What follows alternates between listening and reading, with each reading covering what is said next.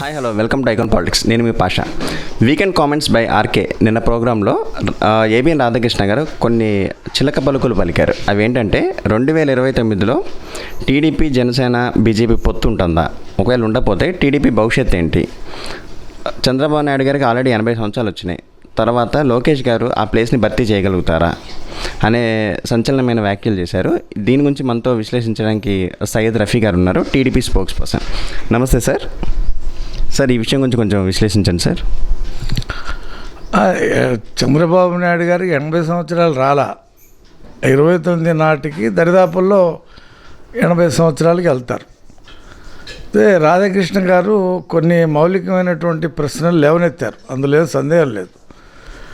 అయితే 29 ఎన్నికలు అప్పుడు ముఖ చిత్రం ఎలా ఉంటుంది అనేది ఇప్పుడు ఎవరు ఊహించలేరు.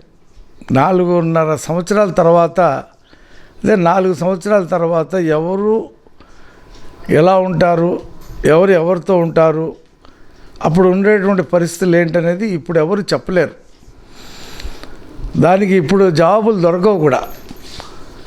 అయితే రాధాకృష్ణ గారికి వచ్చినటువంటి అనుమానం ఏంటో నాకు తెలియదు.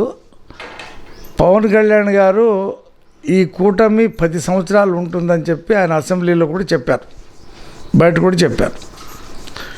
చంద్రబాబు నాయుడు గారి నాయకత్వంలో నేను అనేక విషయాలు తెలుసుకుంటున్నాను, అనుభవం గడిస్తున్నాను అని చెప్పేసి పవన్ కళ్యాణ్ గారు చెప్పారు. వాస్తవానికి పవన్ కళ్యాణ్ గారు మొదటిసారి ఎమ్మెల్యే, మొదటిసారి మంత్రి కాబట్టి ఆయన కూడా పరిపాలనలో ఉండేటువంటి మెలకువలు, రాష్ట్ర పరిస్థితులు, ఆర్థిక పరిస్థితులు అన్నీ కూడా అవగాహన చేసుకోవాలి ఆయన. సరే, 29లో నేనేమనుకుంటున్నానంటే ఖచ్చితంగా ఇదే కూటమి కలిసి ఎన్నికలు పోటీ చేస్తుందని చెప్పి నేను భావిస్తున్నాను. ఎందుకంటే కేంద్రంతో మంచి సంబంధాలు కొనసాగిస్తూ ఈ ప్రభుత్వం ముందుకెళ్తుంది. ఇవాళ 6 నెలల్లోనే ఎప్పుడు జరిగినటువంటి పనులు, 5 సంవత్సరాలు జగన్మోహన్ రెడ్డి చేయలేనటువంటి పనులు ఈ 6 నెలల్లో కూటమి ప్రభుత్వం చేసింది. చంద్రబాబు నాయుడు గారు ఒక పక్కన అభివృద్ధి, రెండో పక్కన సంక్షేమం, మూడో పక్కన నేరగాళ్ళు, అవినీతి పరులు, వాళ్ళందరికీ బుద్ధి చెప్పేటువంటి కార్యక్రమం, వాళ్ళందరినీ శిక్షేటువంటి కార్యక్రమం, ఈ 3 ఆయన ప్రణాళికాబద్ధంగా ముందుకెళ్తున్నారు. సరే, రావడంతోనే జగన్మోహన్ రెడ్డిని లేదా వైసీపీ నాయకులందరినీ అరెస్ట్ చేస్తే ఏమవుతుంది, ఈయన వచ్చింది వీళ్ళందరినీ అరెస్ట్ చేయడానికి వచ్చాడు అని కూడా మాట్లాడతారు. ఈయన వచ్చింది ఈ రాష్ట్రాన్ని అభివృద్ధి చేయటానికి, ఈ రాష్ట్రంలో సంపద సృష్టించడానికి అనేటువంటి మెసేజ్ వెళ్ళాలనే చంద్రబాబు నాయుడు గారు ఈ 6 నెలలు కృషి చేశారు. ఈ జగన్మోహన్ రెడ్డి అండ్ కో ఎవరైతే చేసినటువంటి అవినీతి, దౌర్జన్యాలు ఇవన్నీ ఉన్నాయో వాటిని ఏదో హడావుడిగా వాళ్ళు అరెస్ట్ చేయడం, వాళ్ళు బెయిల్ తెచ్చుకోవటం లాంటిది కాకుండా లోతైనటువంటి విశ్లేషణ చేసి ఆధారాలు సేకరించి చేయాలి, కొంత ఆలస్యమైన సావకాశంగా చేయాలనేటువంటి అభిప్రాయంలో ఉన్నారు. రాధాకృష్ణ గారు ఏం చెప్పారంటే ప్రతి కేసు కోడికి కెలికినట్టు కెలికి వదిలేస్తున్నారు అని చెప్పారు. కానీ వాస్తవానికి వాళ్ళు చూడండి, పల్నాడులో ఎన్నికల పరిశీలకులుగా వెళ్ళినటువంటి బోండా ఉమ, బుద్ధా వెంకన్న కారు మీద దారుణంగా దాడి చేసి వాళ్ళని చంపడానికి ప్రయత్నం చేసిన తురుగా కిషోరు నిన్న దొరికాడు. 6 నెలలు అయింది. ఎక్కడ ఏ కలుగులో దాక్కున్నా వాళ్ళందరూ బయటకు వస్తారు. జగన్మోహన్ రెడ్డి కూడా అనేక కేసుల్లో అతను ముద్దాయిగా నిలబడతాడు, అందులో ఏం సందేహం లేదు. అది రఘురామని చంపడానికి చేసినటువంటి కేసు కానివ్వండి, లేకపోతే వివేకానంద రెడ్డి మర్డర్ కేసు కానివ్వండి, లేకపోతే జత్వాని హింసించి అక్రమంగా జైల్లో పెట్టినటువంటి కేసు కానివ్వండి, ఇంకా మద్యం, ఇసుక, మైనింగు, భూములు, మట్టి, కాకినాడ పోర్టు, ఇవన్నీ కూడా ఉన్నాయి. వీటిలో ఖచ్చితంగా అతను దొరుకుతాడు. అతను ఏమనుకుంటున్నాడంటే జగన్మోహన్ రెడ్డి, నేను ఎక్కడ కూడా నేరుగా నా సంతకం కానీ నా ప్రమేయం కానీ లేకుండా నేను అవినీతి చేశాను కాబట్టి నా జోలికి రావటం కష్టం అని చెప్పి ఆయన అనుకుంటున్నాడు. నేను ఒకటి గుర్తు చేస్తున్నాను జగన్మోహన్ రెడ్డికి, నీ మీద ఉన్నటువంటి 11 సిబిఐ కేసులు కానీ ఈడీ కేసులు కానీ నువ్వు ఎక్కడ సంతకం పెట్టినవి కావు, నువ్వు ఎక్కడ ఫోన్లో మాట్లాడింది కాదు, తండ్రి అధికారాన్ని అడ్డం పెట్టుకొని బెంగళూరులో కూర్చొని నువ్వు చేసినవే. కానీ సిబిఐ ధృవీకరించింది. అంతిమ లబ్ధిదారు ఎవరు అనేది వాళ్ళు వెతికారు, నీ మీద కేసులు పెట్టారు. నీకున్నటువంటి తెలివితేటలతో, ప్రజలు ఇచ్చినటువంటి అధికారంతో వాటిని ఒక కొలిక్కి రాకుండా డిశ్చార్జ్ పిటిషన్లు వేసుకొని కంటిన్యూ చేస్తున్నావు, చట్టం కళ్ళు కప్పి. కానీ ఇక్కడ కూడా అంతే, ఎంత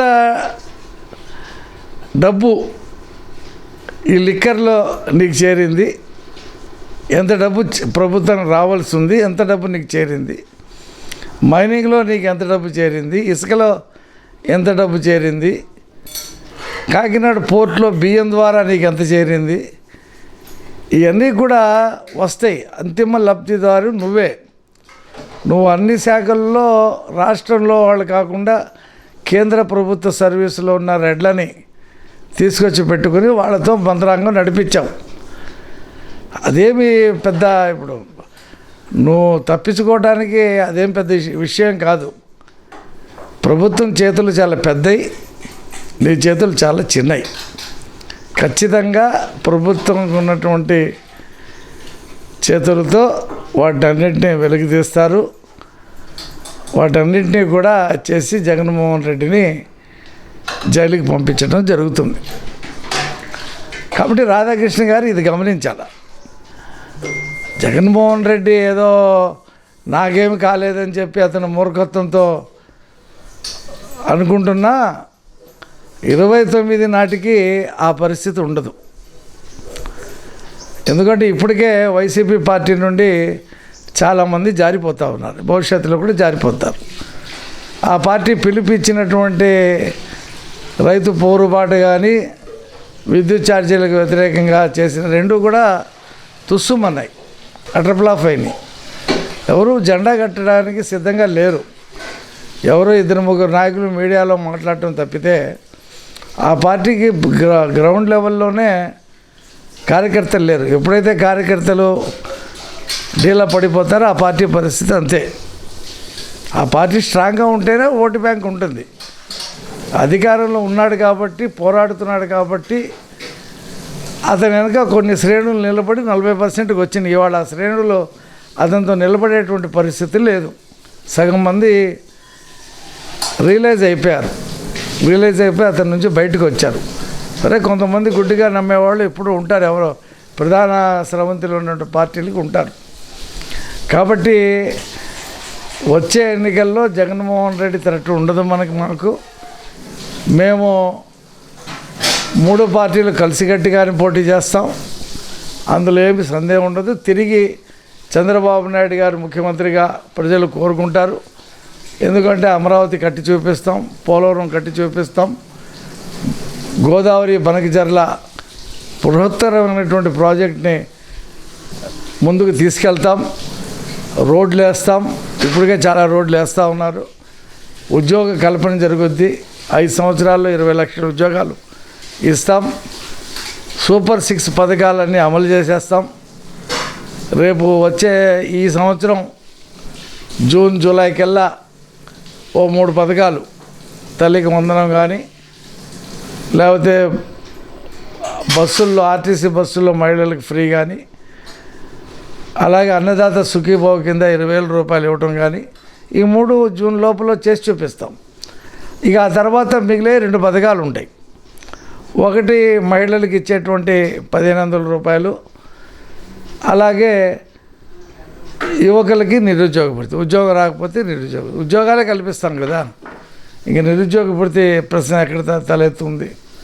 కాబట్టి ఇవన్నీ చేస్తాం. కాబట్టి ప్రతిపక్షాలకి మా మీద ఆరోపణ చేయటానికి కానీ ఏలెత్తి చూపడానికి కానీ అవకాశం ఇవ్వం. మేము ఈ భోగాపురం విమానాశ్రయం కంప్లీట్ చేస్తాం, ఇంకా 7 విమానాశ్రయాలు కొత్తవి చేస్తాం, కడప కర్నూలు విమానాశ్రయాలను కూడా అభివృద్ధి చేస్తాం, కనెక్టివిటీ పెంచుతాం, రోడ్డు అలాగే వాయు కనెక్టివిటీ విపరీతంగా పెంచుతాం. అందుకనే పరిశ్రమలు వస్తాయి, హోటళ్ళు వస్తాయి. కాబట్టి భవిష్యత్తులో ఆంధ్రప్రదేశ్ ఒక మంచి స్టేట్గా, లా అండ్ ఆర్డర్ ఉండేటువంటి స్టేట్గా తీర్చిదిద్దుతాం. కాబట్టి 29 ఎన్నికల్లో కూడా ఘన విజయం సాధిస్తామని చెప్పి మాత్రం నేను తెలియజేస్తా ఉన్నా. అలా చంద్రబాబు మన రాధాకృష్ణ గారు కొన్ని ప్రశ్నలు లేవనెత్తారు. పార్టీ నాయకులతో సమావేశం కావట్లేదు అనేది చేశారు.